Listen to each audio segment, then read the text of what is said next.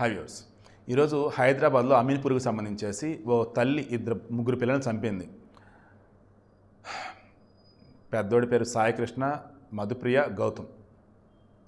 ఈ రజితకి తన 10th classmate Shiva పరిచయం, గెట్ టుగెదర్ అప్పుడు పరిచయం.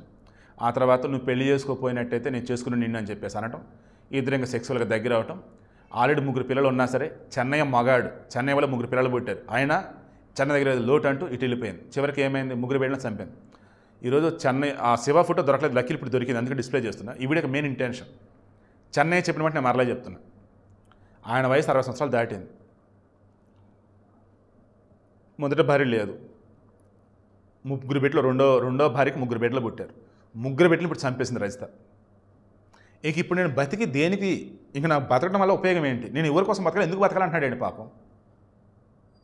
దేవుడా, ఈ చెన్నైకి నువ్వే అండగా నిలబడు. పాపం ఆయన చూస్తుంటే నేను మాట అనలేకపోతున్నా, నేను బతకలేనండి, నా వల్ల కాదండి అంటున్నాడు పాప. ఆయన ఏమన్నాడు తెలుసా, దానికి నిజంగా అంత కోరిక ఉంటే పాపం ఇక్కడ కూడా నోరు జారలేదండి పాపం అతను.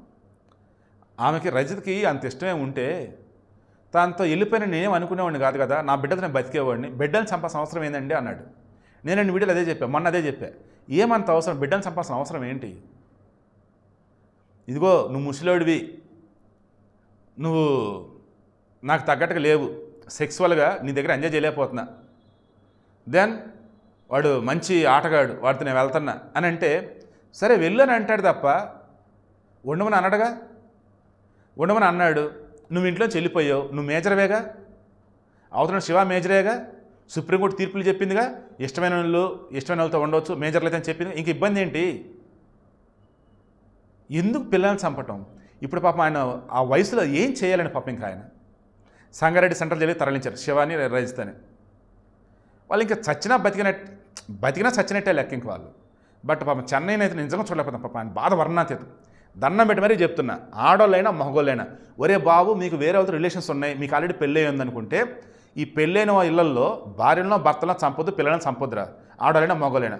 హ్యాపీ మీరు వెళ్ళిపోండి, మేజర్లు అయితే మీ దగ్గర ఆధార్ కార్డు రిమైన్ ప్రూఫ్లు పెట్టుకొని వెళ్ళిపోండి, డబ్బు తీసుకొని వెళ్ళే కాడ బతికి చావండి. వెళ్ళేటప్పుడు లెటర్ రాసి పెట్టాలండి, ఇదిగో మేము పలానా వాళ్ళతో వెళ్ళిపోతాం, మమ్మల్ని ఎతకొద్దు, మీరు హ్యాపీగా బతకండి, మేము హ్యాపీగా బతుకుతాం, లేదు మీకు ఆస్తులు కావాలంటే పంచుకుందాం, సంస్థలు తిట్టాలి, సెటిల్మెంట్ చేసుకొని చావండి. చంపటాలు అతను మీరు జైలుకి వెళ్ళటం తప్ప వేరేది ఉండదు.